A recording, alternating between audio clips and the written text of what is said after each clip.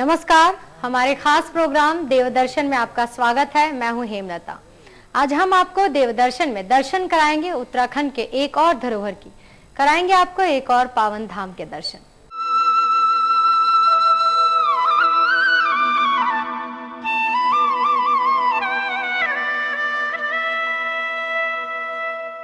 जहां पर भू शिवलिंग है विराजमान, वहीं शंकर भोले तुम्हें पूजे हर जजमान।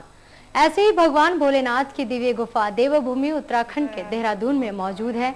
मान्यता है कि यहाँ पर पौराणिक काल में सभी देवी देवता भोले शंकर की उपासना करते थे और पूजा के बाद मनोतियां मांगते थे। तो चलिए हम भी आपको उस पवित्र जगह ले चलते हैं जहाँ कण-कण में शंभुनाथ का नाम रमा हुआ है।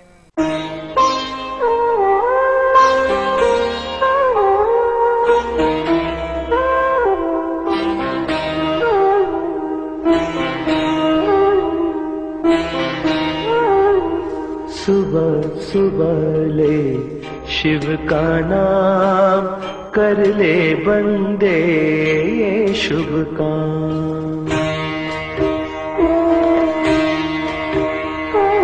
सुबह सुबह ले शिव का नाम, कर ले बंदे ये शुभ काम। द्रोणाचार्य की नगरी देहरादून शहर से करीब 5.5 किलोमीटर दूर ये है टपकेश्वर मंदिर की गुफा। तेरे काम सुबह सुबह ले शिव का नाम, कर ले। गुफा में मौजूद शिवलिंग पर चट्टान से पानी की बूंदें टपकती रहती हैं। ओम नमः शिवाय, ओम नमः शिवाय। इसी कारण इस मंदिर को टपकेश्वर मंदिर कहा जाता है। हर साल यहाँ पर शिवरात्रि में भव्य मेले का आयोजन किया जाता है। इस मेले में भक्तजन बड़ी संख्या में एकत्र होकर भगवान भोलेनाथ की प्रतिमा पर फूल चढ़ाते हैं।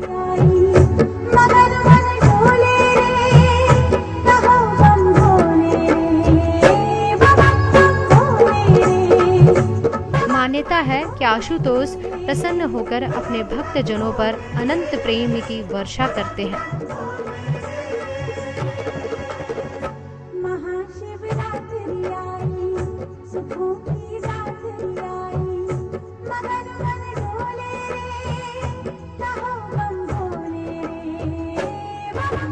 कहा जाता है कि महाभारत काल से पहले ही श्री गुरु द्रोणाचार्य जी धनुर्विद्या सीखने के लिए अनेक जगहों पर भ्रमण करते हुए हिमालय जा पहुंचे।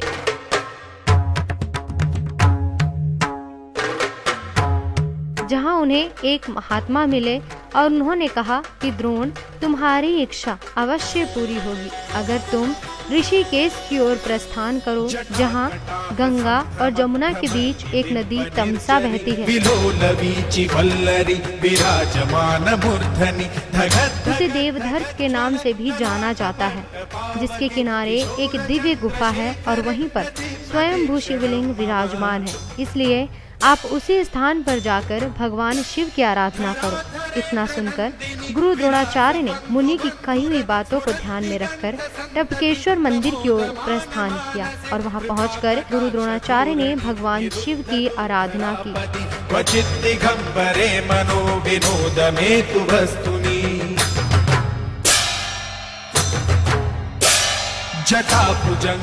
जिससे भगवान शिव ने उनकी कठिन तपस्या से प्रसन्न होकर उनकी मनोकामना पूरी की।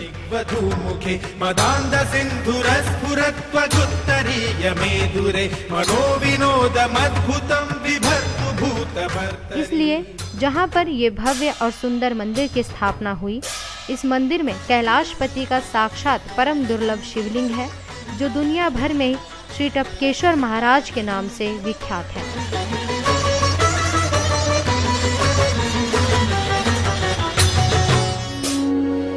ये भव्य स्थल सिटी बस स्टैंड से 5.5 किलोमीटर की दूरी पर गढ़ी कैंट इलाके में एक छोटी सी नदी के किनारे बना है। प्रातः भजामि भवभीतिहरं सुरेशम्। सड़क मार्ग से यहाँ आसानी से पहुँचा जा सकता है। नदी के आगे मंदिर तक जाने के लिए सीढ़ियाँ बनी हुई हैं। त्वांगशूल वरदा। हिमालय की गोद में बसा देहरादून भारत के प्राचीनतम शहरों में से एक है। इसे द्रोणाचार्य के शिक्षालय के रूप में भी जाना जाता है, इसलिए इसे द्रोण नगरी भी कहते हैं। ये शहर गढ़वाल के शासकों का महत्वपूर्ण केंद्र रहा है, जिस पर अंग्रेजों ने कब्जा कर लिया था।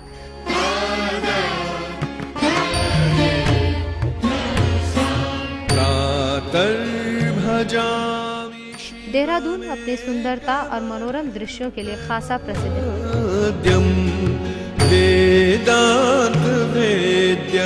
ये शहर पर्यटकों, तीर्थयात्रियों और कई क्षेत्र के उत्साही व्यक्तियों को अपनी ओर आकर्षित करता है। भेद रहितं षड्भाव शून्यं संसार रोगहरमौषधमद्वितीयम्।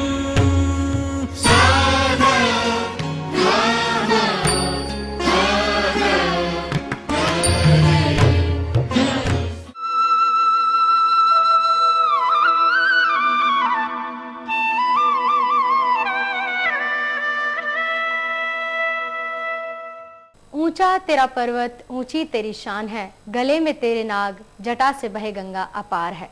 देवों के देव महादेव, जो कि सबसे दयालु माने जाते हैं और खुश होकर भगवान अपने भक्तों को शीघ्र दर्शन देते हैं।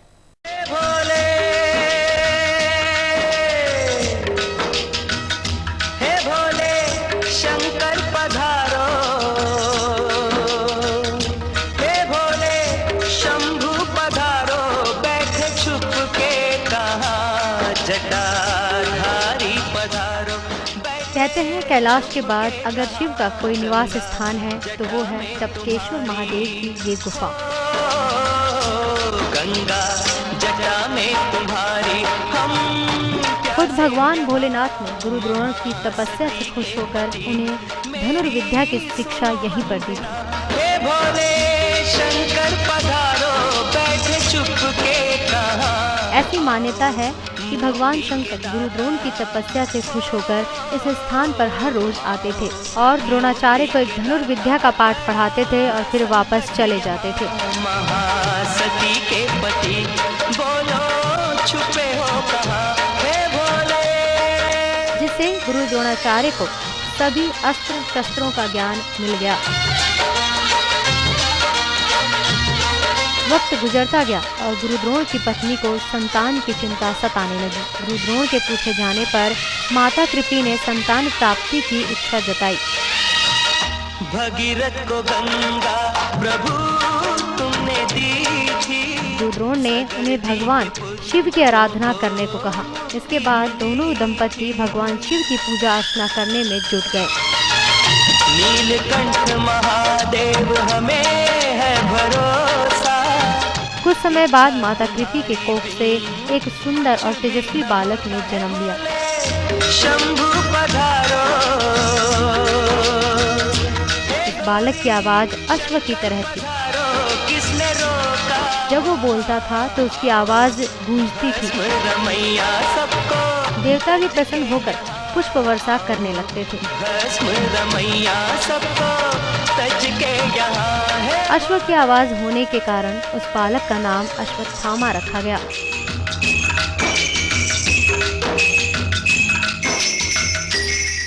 में थी उस द्वारा तो माँ कृपी ने पुत्र की इच्छा जताई। द्रोण ने कहा कि प्रिय हमारे प्रारब्ध में संतान तो नहीं, लेकिन भगवान शिव की कृपा हो जाए तो असंभव से भी संभव हो सकता है। फिर ये दो दंपति ने भगवान शिव की यहाँ तपस्या की और भगवान शंकर ने उन्हें भी साक्षात दर्शन दिए। पुत्र प्राप्ति का आशीर्वाद प्राप्त हुआ। 9-10 महीने बाद माँ कृपी के गर्भ से एक हष्ट-पुष्ट बालक ने जन्म लिया। जन्म लेते ही उस बालक के मुख से अश्व के समान आवाज निकली। तो और जो अन्य यहाँ पे ऋषि लोग थे, उन्होंने उस आवाज को सुन के उस बच्चे का नाम अश्वत्थामा रखा। प्यासा उड़ जाए ना कोई तेरी करुणा पे उंगली उठाए ना। भिक्षा मैं मांगू जन कल्याण की, भिक्षा मैं मांगू जन कल्याण की। इच्छा करो पूरी गंगा स्नान की।